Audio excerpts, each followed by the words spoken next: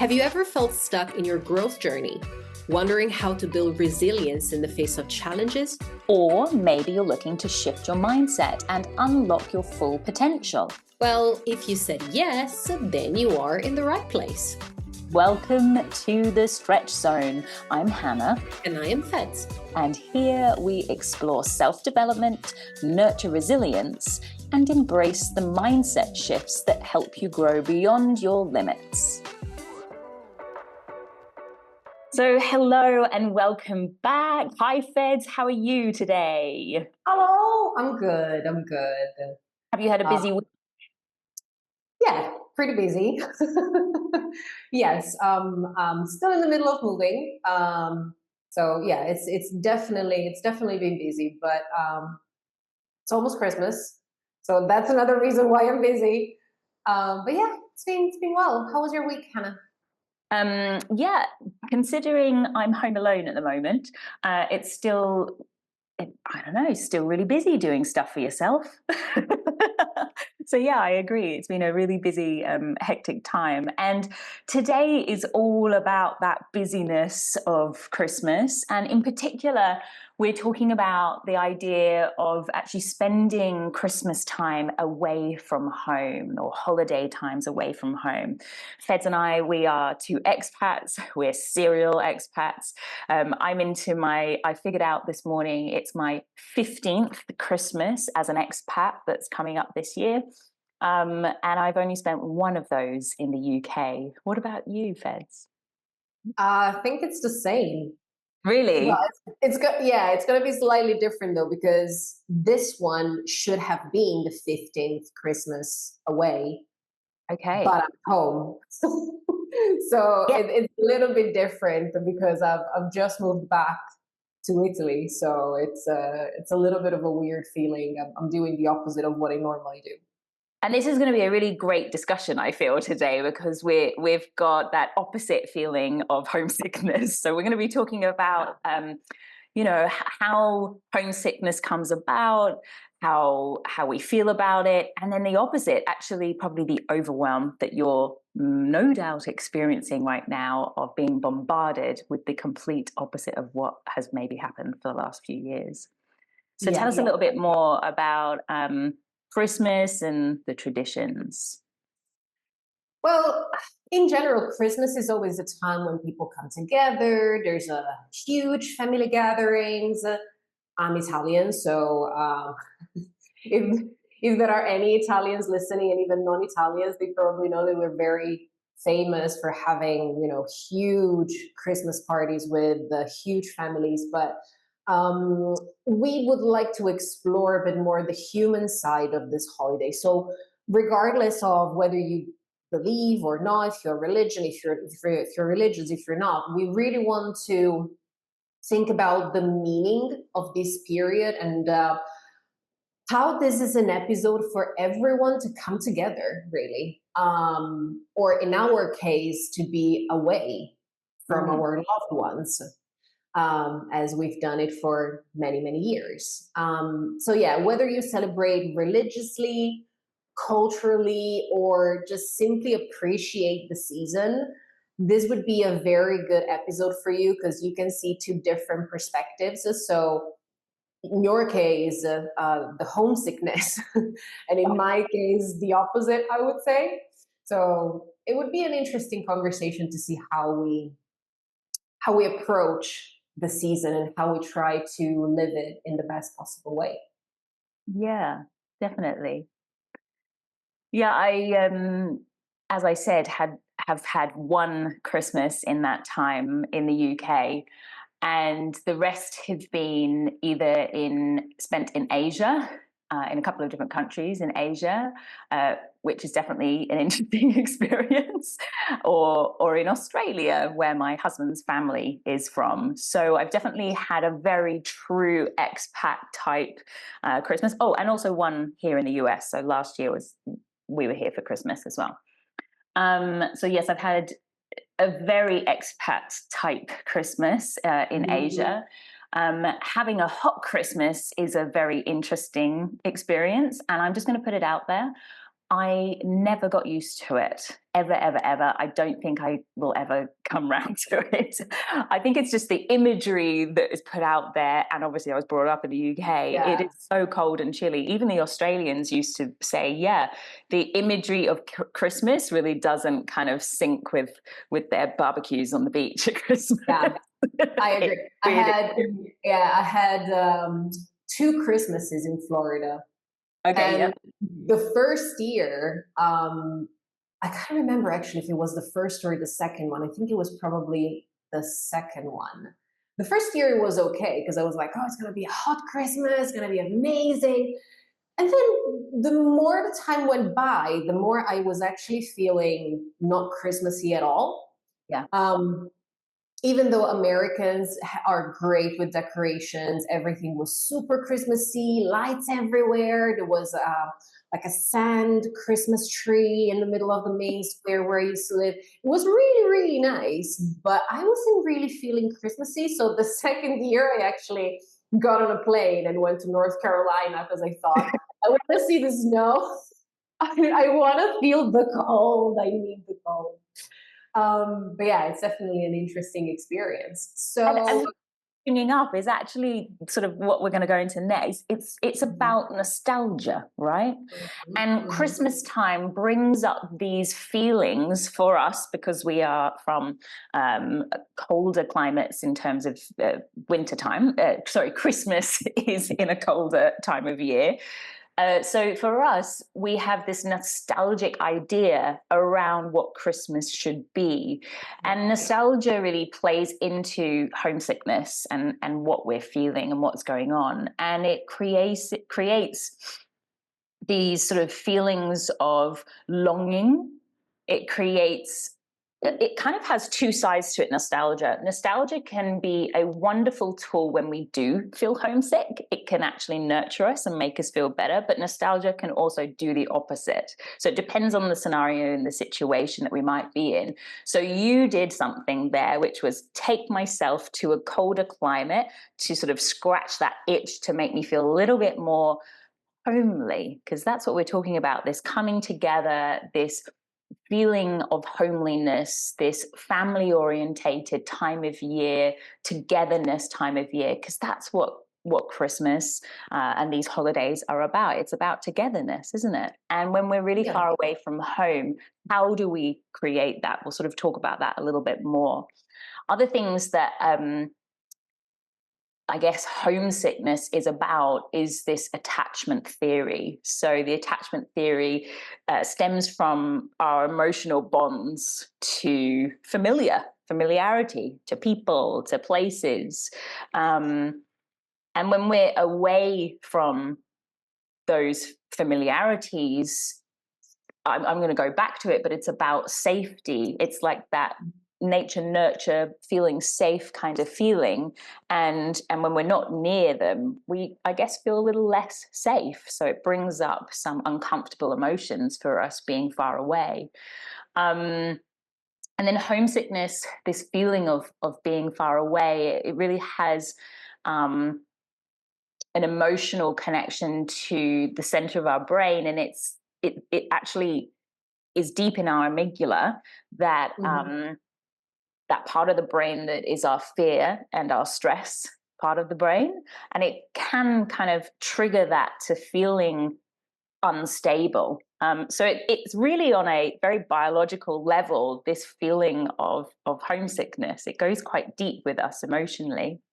Another thing to think about is when we think about these family gatherings, we think about togetherness,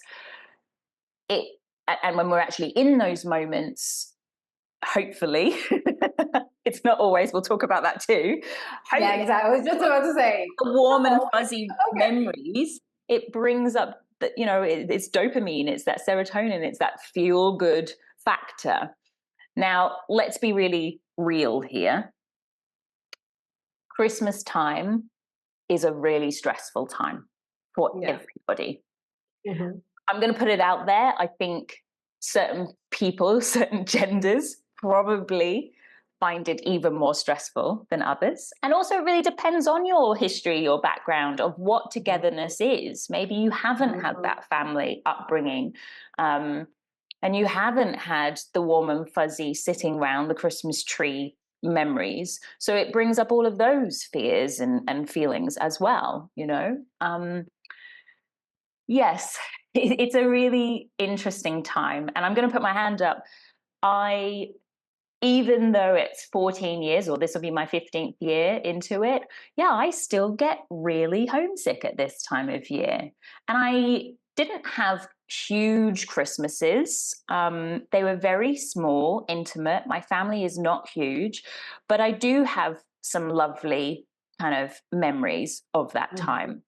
And I am close to my family, especially my parents, considering I live this far away. So I think for me, it brings up real interesting, deep thoughts of missing out.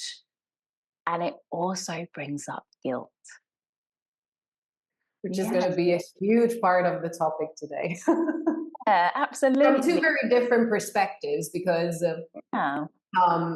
you know, when you talk about homesickness, this is something that probably I experienced only the first year abroad. And we talked about this a little bit in the last episode, that the very first Christmas I spent away, it wasn't the best, mainly because I was in an empty apartment with no friends and scabies. So that didn't really, that didn't really make it great. Yeah, that didn't really make it great. But I have to say, I learned pretty quickly to create new traditions, to make my own Christmas. I do not have a big family either. My family is very small. And in general, I feel like I don't have very strong bonds with relatives as well. So I grew up having very small Christmases with just my mom and dad and my sister. And I feel that the emotional side of this holiday is really what makes people homesick. So regardless of, you know, presents or like the materialistic side of it, what you really missed, I'm guessing, is the emotional connection, the fact of like waking up and spending the whole day with your family, cooking a nice meal and whatnot. Not for everyone, as you said, not for everyone this is the experience. My experience was different. My Christmas in my family has always been very performative. It was much more connected to presents, tangible goods exchanged, and in general, it's always been considered a kid's holiday in my family. If you don't have kids, why do you even have to buy presents? Why do you have to say Merry Christmas? So in general, I realized that I started having a much healthier relationship with Christmas after I moved out, because I started doing things that I like. I started spending time with the people I care about. And even if there are no presents at all, the idea of just spending the day together, eating delicious food, watching movies, relaxing, you know, just the idea that someone wants to spend that day with you, it just makes you feel a bit warmer inside. You know what I mean? And so, yeah, it's probably the opposite of the opposite experience compared to what you had, I guess. Well, it's I have to be a little careful with where I go with this, but I'm smiling at what you're saying, because something that I'm not sure you know about me is that my husband's family, he has a very large family in Australia, and a lot of his sisters and even his father remarried, and they're all Italian. Okay. 9 years, I experienced an Australian, Italian, Hungarian, because my husband's Hungarian. Wow. Christmas. So I went from growing up with teeny tiny Christmases where it was literally my grandparents and my brother and my mum and dad and maybe my uncle when he was in the country, to our Christmases being bigger than our wedding. And sometimes I would spend it on my own because my husband has to work on Christmas Day. So it would just be me with the Italian Australian extended family. So actually, I know exactly what you're talking about. I mean, don't get me wrong, Italian Christmases, I haven't really experienced many, in the sense that, as I said, my family is very small. Okay. So of course, I grew up in Italy. I have plenty of Italian friends. And, when they tell me things like, oh, my mom has been cooking since the 22nd of December, or yeah, my dad just started making tomato sauce for the lasagna. And I'm like, it's the 20th of the month. So it's okay, just relax. But for those families, it goes beyond the tomato sauce. It's a tradition. It's part of their DNA, and I feel that I love that. It could be a big Christmas, a small Christmas, but it's more like the tradition, the idea of spending time together, and just showing the love and the affection. And that's what really makes Christmas Christmas to me. And so, yeah, I appreciate that. Yeah. So when I started seeing it from a different perspective, and well, now in the last 3 years, I spent it with my boyfriend. It's different because we have our own traditions. So yeah, that's this year we are in Italy. Mm-hmm. So it's gonna be different. It's gonna be like a mix in between our traditions and my family's traditions, which are in many. I'm not gonna lie. And you mentioned guilt earlier. Yes. I think I felt guilty both ways, because when I am away from my family for Christmas, I feel guilty because I think I should really be at home. I should not really be here in North Carolina, just by myself, driving around the mountains. I should really be at home with my family in Italy. Yes. But then when I am back home, I feel guilty as well, because sometimes I thought it's really difficult to be here. It's really difficult to spend time with my family. And I know that I should be happy. I should be grateful. I should feel grateful because luckily my family, they're all still alive. And so it's really hard. And I mean, I don't know, people, if you are listening to this, tell me that I'm not the only one. I feel guilty whatever I do. Whether I'm there, whether I'm not, I feel guilty anyway. I'd love to dig just a little deeper on that word should, because I agree that other people will feel the same. So let's dig a little deeper on that word should. When you say should, how does that even sound to you, me just repeating that word to you? It's definitely negative. Mm-hmm. To me, it is negative. And I think that this is the coach inside of me speaking, because I started analyzing my own thoughts. But I guess I know that it's negative because I am afraid of judgment. Okay. The conversation we are having now is, of course, I love it. And I think people will understand where we come from and what we mean. But it makes me feel vulnerable, which is also part of why we are here. And so, of course, saying that I should feel happy to be with my family, I know that there might be someone who's going to say, oh, well, why are you not happy?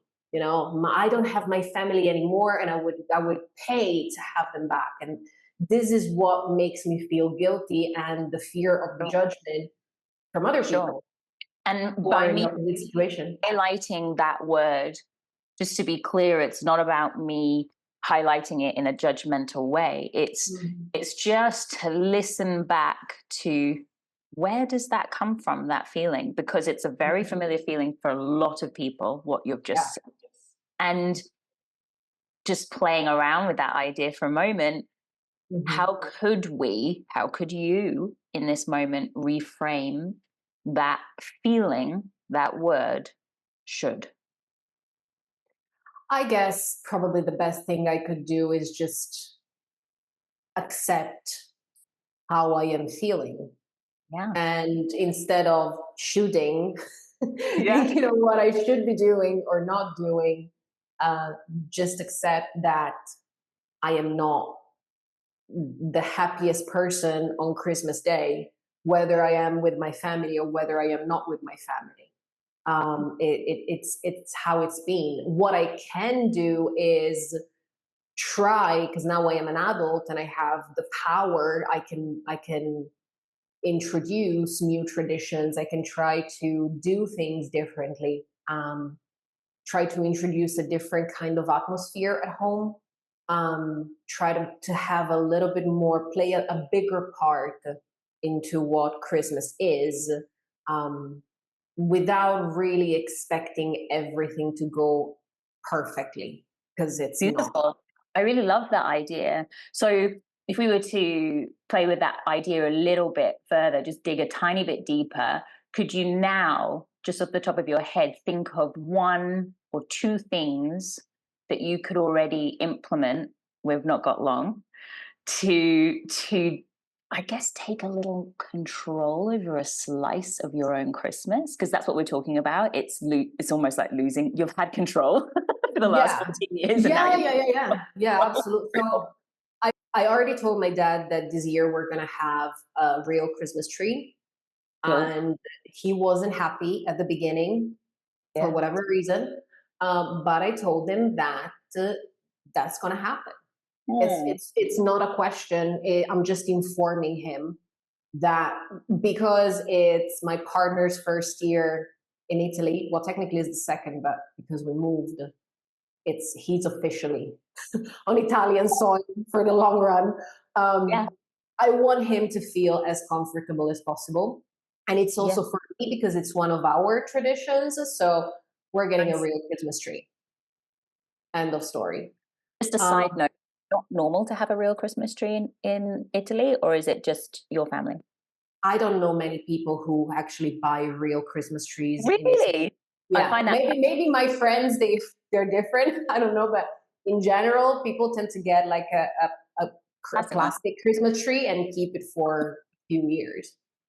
Yeah, that's really interesting, because that's something that, so maybe that is the Englishness in me, because that is so if you were to ask me what are the traditions that I keep, obviously I couldn't do this really in Asia, but ever since we lived in Australia and here, it's exactly that. I have to have a real, that's what makes me feel like it's Christmas. And I have a whole thing about decorating it. yeah, definitely. And I think another important thing for me is that for my partner and I, Christmas Day, it's a whole day thing. Like, we literally do nothing apart from chilling, eating, cooking. And this is how I want it to be. I also know that it's quite hard to change habits. My dad is 81, so it's not going to happen. But I already told them that the Christmas lunch, it's going to be much more diluted, because the first year that we spent in Italy, it felt like a race, honestly. Like we sat down at 12:30 and we didn't stop eating until 4, and I was just feeling sick at some point. So I was like, this is not happening. I'm cooking. I choose when we eat what. Right. So, wow. You put down your foot then. Yeah. Like you guys need to relax. There's time between courses. Just get up, go for a walk, do whatever you want to do, but don't stress me, because I'm just going to take my time. Really interesting. I'm impressed. You've really thought this through, and for you, and it sounds like you've really attempted to put your thoughts across. So good luck. I hope you can get that balance this year. Fingers crossed. I'm curious for you though, like, what were the most challenging parts of I being think away for I you? think that my situation is potentially a little bit unique, and it is that my husband can work on Christmas Day. So I have, and that's also why it's so hard to get back home for Christmas. So it's always been around his job. And the only time that we were back home in the UK was when he wasn't working uh, because of COVID. And yeah, it's the most challenging things, I guess, are that. And I have definitely we have had to be less controlling about elements and be okay about the small things that I can control, such as having a real Christmas tree. My mum and I, and actually even my mother-in-law has got in on this as well, which is very cute. Almost every year, we either send and receive another Christmas ornament. So it's kind of come a little tradition. Mine gets to my mum about a month late because she's much better than I am. Mine gets to me before Christmas, and hers gets for the following year. But it's just kind of like this really cute little tradition. And in Australia, because it was always hot at Christmas, I would whack the aircon up, turn the light, close the blinds, and I'd put Christmas music on, and I'd make a big deal of decorating the tree, and that would be my thing every year. And I mean, I still do it now, but I don't have to put the aircon on, luckily. It feels far more Christmassy being here in America. This year, look, this is definitely, last year we were lucky. My husband had the day off, so we could do exactly what you've just said. We could do the whole cooking at home together, which we like to do when we get an opportunity, and we made all of the things that we would enjoy, and that was lovely, considering, you know, we really didn't know that many people when we came here, so at least we could do that. This year I've invited myself to a friend's house, and I'm not ashamed to do it. I just have these, we've got a beautiful couple that we've become good friends with this year. And I just one day, not that long ago, said, "So, what are you doing for Christmas?" I'm going to be there too. There room for a little one? Yeah. And her dog. So if my husband's around, he will join us, and if he isn't, then yep, I'm that plus one. And I guess I've gotten used to being that plus one. And yeah, look, elements of it can feel sad, but you do the best that you can, because there's also elements that are like, wow, I'm capable. Like, I look at myself and I think, hey, I'm capable of being with other people, and they are really wonderful at inviting me. Actually, it shows you the good nature of people. That's what this shows you. It shows you that people look out for each other, and that's a really thing. So it actually shows me that humanity are warm and lovely. I had one Christmas when my husband was working. We were living in Brisbane, and his family aren't there. So, yep, that was just our day. But he was working in the morning, so I knew he'd be back in the afternoon. So I had all day to kind of prep and stuff. And someone that I would bump into on my dog walks every day knew that I'd be alone. And he had made sure to meet me at a certain point at like 10 a.m. And I went to his house with his wife and had mince pies. It's quite hard to find mince pie in Australia. Yeah, exactly. Yeah, we're not going to have any mince pies. And our dogs just played, and those kinds of things. And isn't that? I think that's so adorable and cute. And it was then in the afternoon, the evening, I could spend it still with my husband, and we could still be Christmassy. So I guess it's just finding those little things that just make you feel warm and fuzzy, even though you're not part of a huge gathering. I think maybe because I didn't have huge Christmases, The fact that then I've had other Christmases that aren't huge has made it a little easier for me. In fact, for me, going to the huge Christmases was probably more overwhelming. That's actually the truth. Yeah, definitely. I totally see that. And yeah, I agree with you. Like, again, going back to the expats community in general, some of the best Christmas I've had were with people who were away from home like me. And so I remember the second Christmas I had in London, there were 16 people in my apartment, and they were all my colleagues from Pret a Manger. And it was amazing because people started coming on the 24th, and each one brought something traditional from their country, whether it was Spain, Portugal, Italy, or Germany, Poland.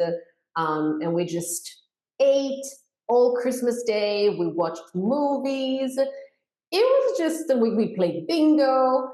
It was just the nicest day. I still remember it to the day because it was just, we just cared about being together. I don't know if you've watched Ted Lasso. I haven't, but it's on my list. Well, this is going to go over your head, but anyone that's listening, if you've watched Ted Lasso, my husband's going to be pleased that I've implemented Ted Lasso into at least one of our podcasts, as it's his favorite show. Exactly that. So there's all of these footballers that are from around the world, and they, for Christmas, get invited on Christmas Day to one of the guys that works as part of the club. And they do exactly that. They bring food from their home country, and they share, and they get together. And that's, having family does not mean that we have to be blood. And that's really what this is about, that we're kind of talking about here, isn't it? You can still really enjoy time together with people that are outside of your family. And you're right. Actually, I look back at the Christmases that I spent in Vietnam were really enjoyable because none of us had family, and it was very tight-knit expat community there. And they were really interesting. And I'm grateful for those experiences. Definitely. Yeah.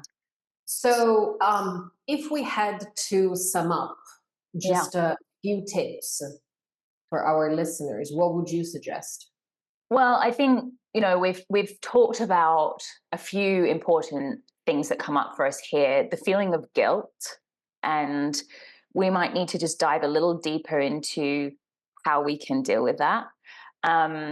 The feeling of togetherness and the feeling of not being together. And again, just figuring out for us what works for us. Something else that we have been mentioning is about traditions. And yes, we have our old traditions, but the ability to make new traditions.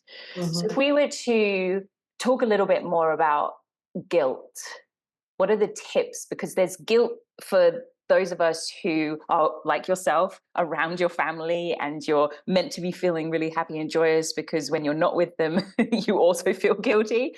I'm away from my family. My mum and dad are actually going to be on their own this year, because usually my brother goes back, and because he doesn't live in England either, and he's not. So I am definitely feeling guilty this year because they'll be alone. How do we deal with that? What are the tips that we believe in? I think that what I'm starting to do is that I'm trying to find what works for me, without forgetting that I am with other people, of course. I'm not saying this in a selfish way, but I'm trying to find what works for me and honor more what my needs are. Because ultimately, guilt stems from many different reasons, but this idea of having to please people, to be there, not to be there, to say that you feel in a certain way or that you don't feel in another way. So find what works for you, whatever that may be.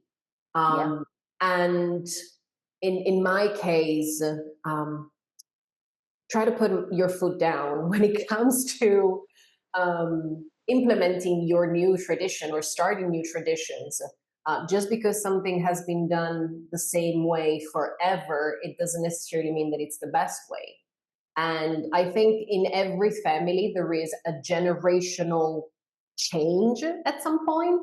So Oh, yeah, whatever my parents did is not what I want to do as a female, young, well, young. Yeah, let's say that I'm still young. you're still young. Person, adult person. Let's use the word adult. I want to do something else. I want to do something that is more in my ideas what Christmas should be. And I like so, that idea of reshaping Christmas and not feeling guilty about that. I think yeah, that's really awesome. yeah.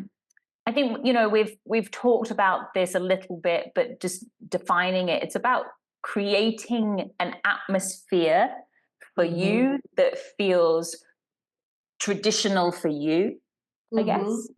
Yeah. Like the whole Christmas tree ritual that I've created is that one thing that I have control over every year. Yeah, definitely. New traditions, new rituals, uh, whatever works for you. Find what works best for you. Something that we haven't talked about and that I do every year, it's using technology. So I get brought into my family's home, they get brought into my family's home as much as possible. So I'm lucky, my mum and dad are exceedingly good with technology. So FaceTime is no issues. My husband's side of the family, definitely not as sort of tech friendly. And that's even my husband. He hates having the camera on. He'd much rather just do a phone call. Whereas I'll put the camera on and take them with me everywhere. For me, that's been, you know, a lifesaver throughout my whole expat experience. And sometimes I do wonder whether I would have survived as well through the last 14, 15 years without the ability to use Skype back in the day and then FaceTime. Yeah. Technology definitely plays a really important part. Again, I think if you are the kind of person who wants to feel close to the family, definitely Zoom, Skype, WhatsApp, whatever type of technology or whatever type of platform helps you feeling closer to your family, definitely go for it. And I'm curious to see what our listeners have to say, because I mean, this is just our perspective, but I'm sure that there are plenty of people out there that spent many Christmases away from home. So let us know. Talk to us. Come and find us on Instagram, and you can find all the handles just below the podcast.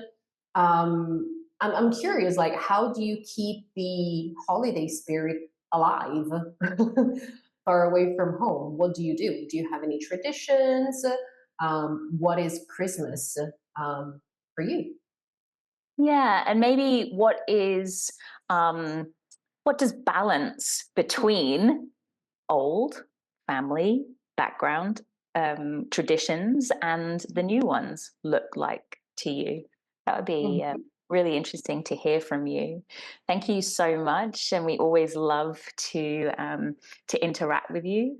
And thanks for your time again today, Feds. I hope that you have a little bit of control over that Christmas time for you over the next just a little bit. Good luck. And we're going to talk a little bit about this in the next episode, where we're going to talk more about presence. So how could we be a bit more present at Christmas? So we're going to explore a little bit this idea of feeling present during the holidays. We're going to talk about our experiences. And if you have anything to share with us, come and find us on Instagram. The handle is at the stretch zone _ podcast. Yes. And yeah, just come and talk to us. Thank you, Hannah. It was a pleasure as always. Thank you. Stay calm, stay cool, and I'll see you soon, Feds. Wrapping up today's episode, remember, you don't have to face change alone. If you'd like to connect or learn more about working with us individually, reach out to us through our Instagram account at thestretchzone_podcast, or find our emails in the footnotes to this episode. We're here to support you on your journey, each in your own way. Thanks for tuning in to today's episode of The Stretch Zone. If today's discussion resonated with you, remember to subscribe, leave a review, and share the episode with anyone who might benefit. Until next time, keep stretching beyond your comfort zone.